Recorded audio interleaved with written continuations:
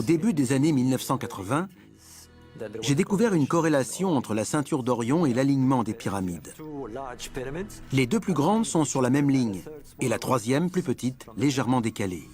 Les étoiles de la ceinture d'Orion sont pareilles. Il y en a deux brillantes et une un peu moins, légèrement décalée par rapport aux deux autres.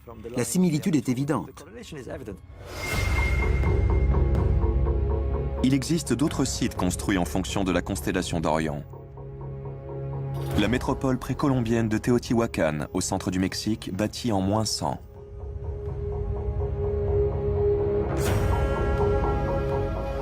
Les anciens villages Hopi, dans le sud-ouest des États-Unis.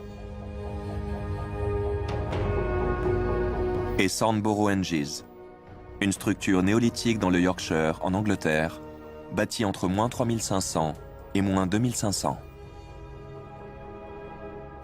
Thornborough-Enges reproduirait les étoiles de la ceinture d'Orion avec une précision étonnante. Une telle exactitude ne doit rien au hasard. Pourquoi de si nombreuses civilisations se sont-elles focalisées sur Orion?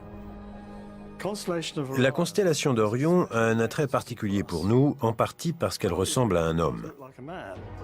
D'ailleurs, les Égyptiens affirmaient que leur Dieu venait de là, et que nous aussi, d'une certaine manière. Quelque part, les humains ont été implantés sur Terre, mais nos pères habitaient Orion. Certains chercheurs estiment que les pyramides du plateau de Gizeh reproduisent la ceinture d'Orion, mais qu'en plus, leur positionnement indiquerait l'origine de la culture égyptienne. La position de la ceinture d'Orion par rapport à la Voie lactée est identique à celle des pyramides par rapport au Nil. Ces deux images, l'une du ciel et l'autre de la terre, sont similaires.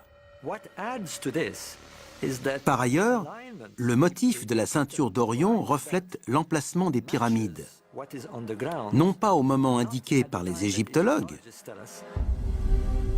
mais en -10 500. À cette époque, la superposition était quasi parfaite. À la même date, la constellation du Lion est parfaitement alignée avec le regard du Sphinx. Par conséquent, en -10 500, même si les pyramides n'ont été construites qu'en -2500, les monuments sur Terre imitent le positionnement des étoiles dans le ciel. En 10 500 avant notre ère, on a donc deux constellations qui se superposent parfaitement avec des monuments, le Sphinx et les pyramides de Gizeh. Ça ne peut pas être un hasard.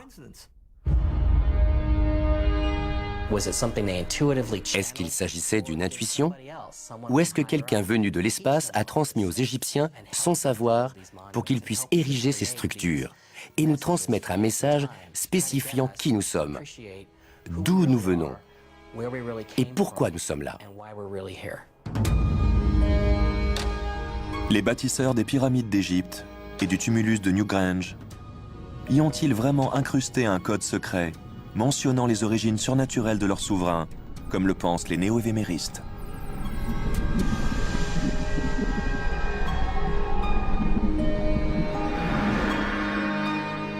Si oui, d'autres monuments contiendraient-ils des messages secrets eux aussi?